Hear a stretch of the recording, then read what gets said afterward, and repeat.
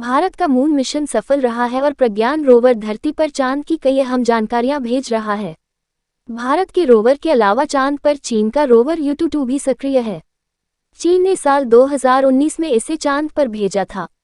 भारत के चंद्रयान-3 मिशन को चंद्रमा के दक्षिणी ध्रुव क्षेत्र में सफलतापूर्वक लैंडिंग किए हुए 1 हफ्ते हो गए हैं।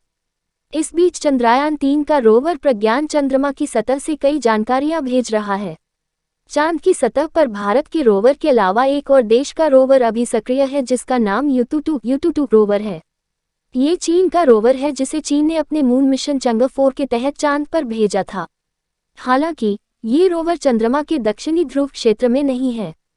फिर सवाल उठता है कि ये रोवर आखिर है कहाँ और भारत के रोवर से कितना दूर है। चीन ने अपने रोवर को लेकर बेहद कम जानकारी साझा की है।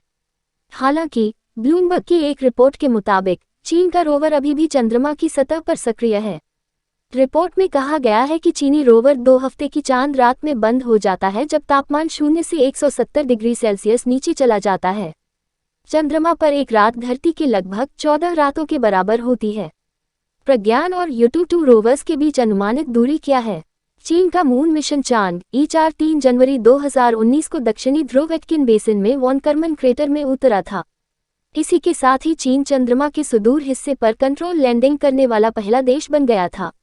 अमेरिका की अंतरिक्ष agency national aeronautics and space administration NASA के अनुसार चीन के मून मिशन ने निर्देशांक 45.4561 एस अक्षांश 177.5885 देशांतर पर लैंड किया था। वहीं विक्रम लैंडर के लिए चंद्रयान-3 की नियोजित लैंडिंग साइट 69.367621 अक्षांश 32.348126 देशांतर थी। भारतीय अंतरिक्ष अनुसंधान संगठन इसरो ने कहा कि उन्होंने जिस क्षेत्र में लैंडिंग प्लान किया था, भारत का लैंडर वहीं उतरा है।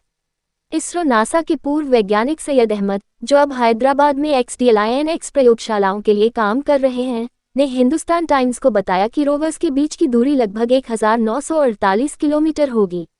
वहीं अंतरिक्ष विशेषज्ञ षणमुगा सुब्रमण्यम ने गणना कर बताया कि चंद्रमा पर भारत और चीन के रोवर्स के बीच की दूरी लगभग 1891 किलोमीटर है।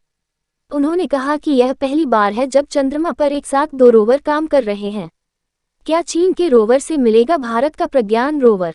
ऐसी कोई संभावना नहीं है कि भारत का रोवर चीन के रोवर Yutu-2 से मिलेगा। प्रज्ञान चंद्रमा के दक्षिणी ध्रुव के पास अपनी खोज को अंजाम दे रहा है। यह अपने लैंडर विक्रम से केवल 500 मीटर तक की दूरी तय करने में सक्षम है। दूसरी तरफ चीन का रोवर भी अपने लैंडिंग स्थल के पास रहकर ही काम कर रहा है।